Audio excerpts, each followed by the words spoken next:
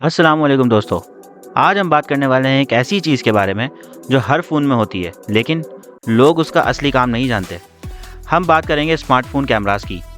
आप सेल्फ़ी लेते हो, रील्स बनाते हो या फैमिली की तस्वीर वगैरह लेते हो, लेकिन क्या आप जानते हो कि ये छोटा सा लेंस अंदर से क्या काम कर रहा होता है? इस वीडियो के बाद आप सिर्फ अच्छी फ़ोटो लेना नहीं सीखेंगे, बल्कि ये भी जान जाएंगे कि कंपनी जब कैमरा स्पेक्स बता रही होती हैं तो असल में क्या कहना चाह रही होती है। So let's start.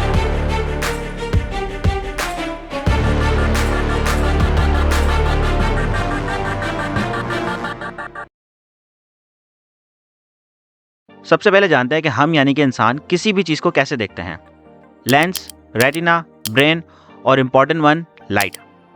सोचिए कि आप एक अंधेरे कमरे में हैं जो बिल्कुल डार्क है, जहां लाइट की कोई सोर्स नहीं है, तो आप कुछ भी नहीं देख सकते जब तक कि रोशनी ना हो। और जैसे ही आप टॉर्च ऑन करते हैं, चीज़ें नज़र आना शुरू हो जाती हैं, क्योंकि रोशनी जब किसी भी चीज़ पर पड़ती है तो उनसे टकराकर वापस आपकी आंखों में लेंस के थ्रू पास होकर आपके रेटिना पे फोकस होती है, जिससे वो इमेज आपका ब्रेन प्रोसेस करता है, फिर हमें वो चीज़ नज़र आती है। कैमराज भी बिल्कुल ऐसे ही काम करते हैं।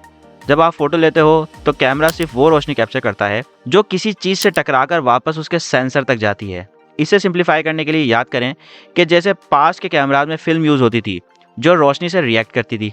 जैसे ही उनसे लाइट पास होती, वो उस लाइट को फिल्म पे कैप्चर कर लेते। लेकिन उस फिल्म के साथ एक प्रॉब्लम ये थी कि अगर लाइट ज़्यादा एक्सपोज हो जाए तो इमेज क्वालिटी ख़राब हो जाती थी, और ये फिल्म बस एक ही टाइम यूज़ की जा सकती थी।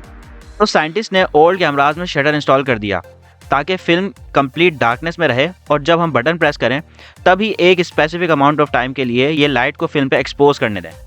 तो इमेज कैप्चर करने का ताल्लुक लाइट कैप्चर करने से है। लेकिन आजकल के फ़ोन्स में फिल्म की जगह डिजिटल सेंसर होते हैं जो लाइट को डिटेक्ट करता है और फोटोज़ बनाते हैं, जो मल्टीपल टाइम भी यूज़ किए जा सकते हैं। और काम की बात कि फ़ोन में असल में कोई फिजिकल शटर नहीं होता, ये सिर्फ एक साउंड इफेक्ट होता है जिससे हमें लगता है कि तस्वीर खींच ली गई है। इसी तरह से हमें लेंस की भी ज़रूरत होती है जो सब रोशनी की रेस को एक जगह पे फोकस कर देती है। जैसे आँख में लेंस होता है जो रोशनी को रेटिना पे फोकस करता है, वैसे ही कैमरा में लेंस होता है जो बाहर से आने वाली तमाम रोशनी को सेंसर पर फोकस करता है, जो हमारे रेटिना की तरह काम करते हैं। फिर वो इमेज को डिजिटली प्रोसेस करके हमें स्क्रीन पे डिस्प्ले कर देता है, जैसे हमारा दिमाग करता है। तो अगर हम मज़ीद सिंप्लीफाई करें तो camera lens is equals to eye lens, camera sensor is equals to eye retina, image processing is equals to brain, और light is equals to light तो है ही। तो ये चार चीज़ें हैं जिनसे मिलकर हम एक इमेज कैप्चर कर सकते हैं। लेकिन image sensor, pixel count, lens aperture, field of view, periscopic lens, 12 megapixel, 50 megapixel, 64 megapixel and 200 megapixel, और भी बहुत कुछ। तो ये सब क्या चीज़ें हैं, कौन सा कैमरा अच्छा है और कौन सा नहीं? तो चलिए इन्हें समझते हैं। सबसे पहले हम समझते हैं लेंसेज।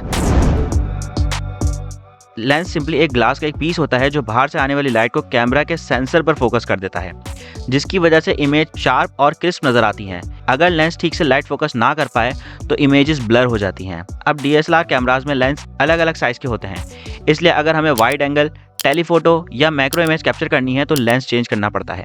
लेकिन फ़ोन में तो लेंस फिक्स्ड होता है, इसलिए कंपनीज हर लेंस के लिए अलग कैमरा सेंसर देती है जो 2, 3 और 4 कैमरास की शक्ल में मिलते हैं। हर एक का अपना काम होता है, और इसीलिए कैमरा की डिटेल्स इस तरह से दी जाती हैं कि अल्ट्रा वाइड लेंस जब आप ग्रुप फोटो ले रहे हो या पूरा रूम कैप्चर करना हो, मेन कैमरा यानी नॉर्मल फ़ोटोज़ के लिए, और सबसे ज़्यादा हाई क्वालिटी कैमरा यही होता है किसी भी फ़ोन में। टेलीफोटो लेंस दूर की चीज़ों को जूम करके उसकी पिक्चर क्लियर लेने के लिए यूज़ किया जाता है। अब पेरिस्कोपिक लेंस क्या होता है? पेरिस्कोपिक लेंस एक कैमरा सिस्टम है जो ज़्यादा से ज़्यादा ऑप्टिकल जूम प्रोवाइड करता है बिना फ़ोन को मोटा किए। आसान अल्फाज में समझे तो जब लाइट फ़ोन के कैमरा में एंटर करती है तो एक प्रिज्म या मिरर उस लाइट को 90 डिग्री टर्न कर देता है। लाइट सीधा सेंसर तक नहीं बल्कि साइड में लगे हुए लेंस से गुजरती है, फिर सेंसर पर पड़ती है।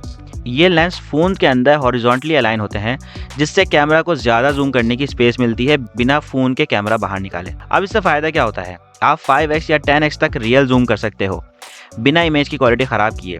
ये डिजिटल जूम से बेहतर होता है जो इमेज को क्रॉप करता है।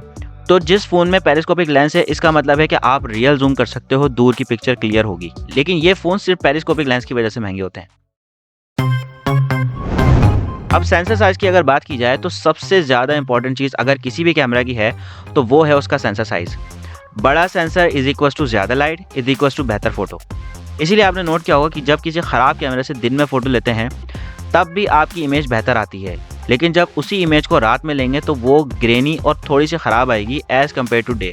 इसे हम यूँ भी कह सकते हैं कि या तो सेंसर साइज बढ़ा दिया जाए या तो लाइट, इमेज बेहतर हो जाएगी। इमेज प्रोसेसिंग क्या होती है? ये एक प्रोसेस होता है जो कैमरा के सेंसर से ली गई रॉ तस्वीर को एडिट और इम्प्रूव करता है ताकि फाइनल फोटो अच्छी लगे। जब आप फोटो लेते हो तो पहले इमेज सेंसर सिर्फ रॉ डेटा कैप्चर करता है, यानी लाइट और कलर के बेसिक सिग्नल्स। ये डेटा डायरेक्ट देखने लायक नहीं होता। उसके बाद फोन का इमेज सेंसर या प्रोसेसर या सॉफ्टवेयर इस डेटा को प्रोसेस करता है ताकि तस्वीर शार्प, क्लियर और कलरफुल नजर आए। अब इसमें सॉफ्टवेयर जैसे कि AI या गूगल, एप्पल और सैमसंग की इमेज प्रोसेसिंग टेक्निक्स हैं, और हार्डवेयर जैसे कि ISP, इमेज सिग्नल प्रोसेसर। ये कैमरा चिप का एक पार्ट होता है जो रियल टाइम इमेज प्रोसेसिंग करता है, जैसे कि वीवो के फोन्स में यूज किया जाता है। अब अगर रेजोल्यूशन की बात करें, अभी जो 3 चीजें बताई गई हैं जैसे कि लेंस, सेंसर साइज और इमेज प्रोसेसिंग, ये तो वैसी की वैसी ही होती हैं जैसी बताई जाती हैं, लेकिन रेजोल्यूशन में लोग कभी कभार धोखा खा जाते हैं। रेजोल्यूशन का मतलब है कि कितने पिक्सल्स फोटो में हैं। पिक्सल्स छोटे छोटे ब्लॉक्स होते हैं जो मिलकर एक इमेज बनाते हैं, यानी जितने ज्यादा पिक्सल्स उतनी ज्यादा डिटेल फोटो। मिसाल के तौर पे 1920 बाय 1080 पिक्सल्स, इसका मतलब है कि फ़ोन में 1920 हॉरिजॉन्टल और 1080 वर्टिकल पिक्सल्स हैं, जिसको हम फुल HD भी कहते हैं। दूसरी तरफ 4032 बाय 3024 पिक्सल्स, ये हाई रेजोल्यूशन इमेज होती है जिसमें ज़्यादा पिक्सल यानी ज़्यादा डिटेल मौजूद होती है, और अक्सर फ़ोन में कैमरा की रेजोल्यूशन मेगापिक्सल में दिखाई जाती है। मसलन अगर आपके फ़ोन का कैमरा 12 मेगापिक्सल है, इसका मतलब है कि वो फ़ोटो 12 मिलियन पिक्सल से मिलकर बनी है, यानी ज़्यादा मेगापिक्सल का मतलब है ज़्यादा बेहतर फ़ोटो, यानी ज़्यादा जूम करने के बाद भी इमेज ब्लर नहीं होती, यानी बड़ी साइज़ में प्रिंट कर सकते हो विदाउट लॉस ऑफ क्वालिटी। तो इसका मतलब ये हुआ कि 200 मेगापिक्सल की तस्वीर 12 मेगापिक्सल का किसी भी सूरत मुकाबला नहीं कर सकती, है ना? बिल्कुल नहीं। सिर्फ मेगापिक्सल से फ़ोटो अच्छी नहीं होती, सेंसर और इमेज प्रोसेसिंग भी मैटर करते हैं।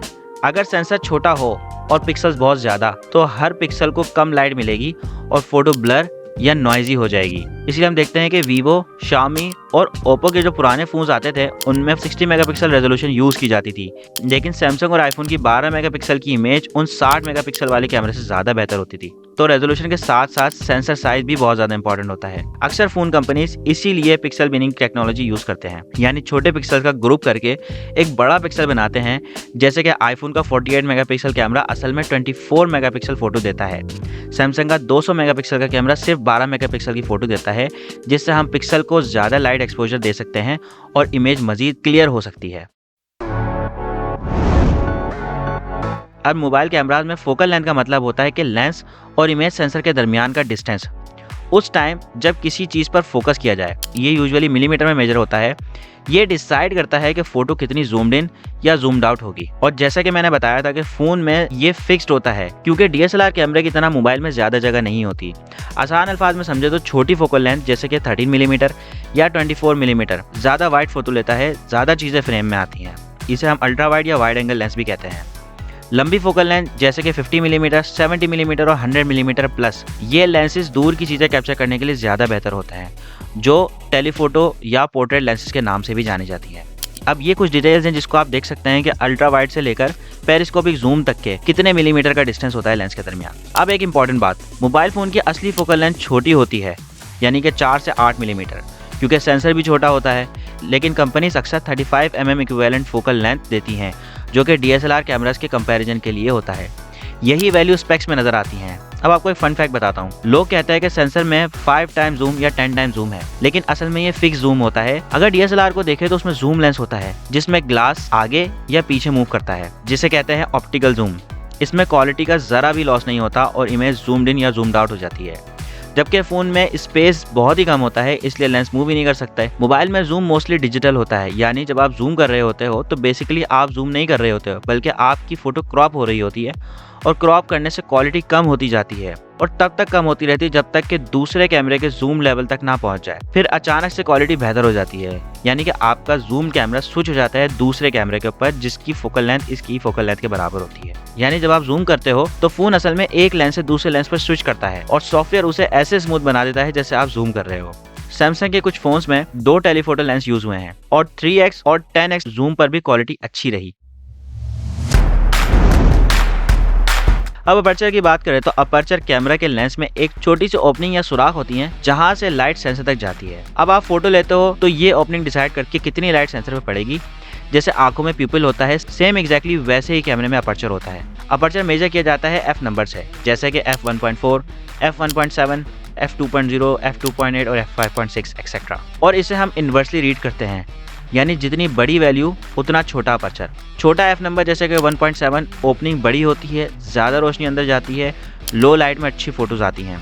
बैकग्राउंड ब्लर बुके ज़्यादा होता है, पोर्ट्रेट्स और ज़्यादा बेहतर लगते हैं।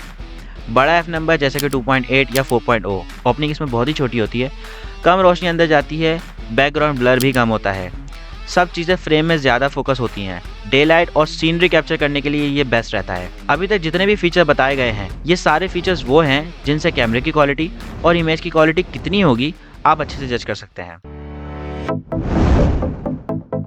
और इन दी एंड सॉफ्टवेयर, स्मार्टफोन कैमरास के बेसिक्स DSLR के जैसे हैं, लेकिन अब कंपनी सॉफ्टवेयर और AI से उन्हें और पावरफुल बना रही हैं। स्पेक्स देख के कैमरा जज करना थोड़ा सा मुश्किल हो गया है आजकल, क्योंकि सॉफ्टवेयर सब कुछ चेंज कर देता है। जैसे गूगल पिक्सल ने एक ही सेंसर 4 साल तक यूज़ किया, लेकिन सॉफ्टवेयर इतना स्ट्रॉन्ग था कि हर बार टॉप रिजल्ट मिलते रहे। लेकिन कभी कभी हार्डवेयर अपग्रेड करने के बाद भी फोटो क्वालिटी ख़राब हो जाती है, क्योंकि पुराना सॉफ्टवेयर उस सेंसर के लिए परफेक्टली ट्यून्ड नहीं होता। इसके अलावा भी बहुत से फीचर्स हैं जो हर कंपनी अपने अपने स्टाइल से मिर्च मसाला छिड़क के कैमरास को मज़ीद बेहतर बना देती है, जैसे कि stabilization, HDR, portrait mode, face unblur, night mode, semantic segmentation, lidar scanner, laser auto focus और AI। लेकिन इस वीडियो में सब कवर करना बहुत ही मुश्किल है, और अगर आप चाहते हैं कि मैं इस टॉपिक पर मज़ीद वीडियो बनाऊं तो कमेंट में ज़रूर मेंशन कीजिएगा। तो अगली बार जब भी आप कोई मोबाइल ख़रीदें या कोई पिक्चर लें तो याद रखिएगा कि आपने किस चीज़ पे फोकस करना है और किस एनवायरनमेंट की फ़ोटो किस कैमरे से लेनी है। अगर आपको ये वीडियो पसंद आई है तो लाइक करें और सब्सक्राइब करें, और कमेंट में बताएं आपका फेवरेट कैमरा फीचर्स क्या है। मिलते हैं अगली वीडियो में, तब तक के लिए दुनिया को कैप्चर करते रहें, अपना ढेर सारा ख्याल रखिएगा। अल्लाह हाफिज़।